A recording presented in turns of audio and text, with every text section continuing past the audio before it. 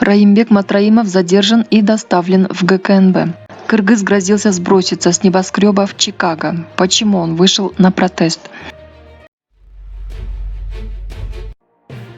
В рамках досудебного производства по факту коррупции в таможенных органах республики 20 октября 2020 года антикоррупционная служба ГКНБ задержала и доставила в здание ГКНБ бывшего заместителя председателя Государственной таможенной службы Кыргызской республики Раимбека Матраимова.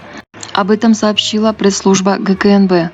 Установлено, что в системе ГТС с начала 2016 года по настоящее время со стороны бывшего заместителя председателя Матраимова, других должностных лиц ГТС и подконтрольных участников внешнеэкономической деятельности налажена коррупционная схема по извлечению теневых доходов при таможенном администрировании, в результате которого бюджету государства нанесен ущерб в особо крупном размере. В настоящее время в рамках досудебного производства проводится комплекс необходимых следственно-оперативных мероприятий, направленных на проверку деятельности ГТС, установлению размера нанесенного ущерба бюджету государства и круга лиц, подлежащих привлечению к уголовной ответственности.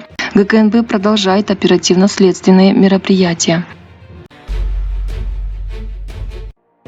В ночь с 18 на 19 октября в городе Чикаго, штата Иллинойс, полицейские обнаружили мужчину азиатской внешности, висящего на канатах на уровне 16 этажа международного отеля и небоскреба Trump International Hotel and Tower, требуя встречи с президентом США Дональдом Трампом. Указанный мужчина находился в воздухе в итоге более 13 часов, начиная с 17:30 18 октября, и в результате успешных переговоров с полицией был снят с канатов утром 19 октября. Принимая во внимание информацию СМИ о том, что, возможно, указанное лицо является выходцем из Кыргызстана, посольство в оперативном порядке связалось с представителями Государственного департамента США, Министерства внутренней безопасности США и представителями диаспоры Кыргызстана в Чикаго. В результате проведенной работы подтвердилась информация о том, что указанное лицо является гражданином Кыргызстана 1989 года рождения, выходец из Иссык-Кульской области, говорится в сообщении посольства. В настоящее время кыргызстанец находится в госпитале для проверки его физического и психического состояния. По предварительным данным, никаких обвинений за нарушение каких-либо местных законов или правопорядка пока не предъявлено. При этом, согласно официальному заявлению Департамента полиции города Чикаго, будет проведено соответствующее расследование.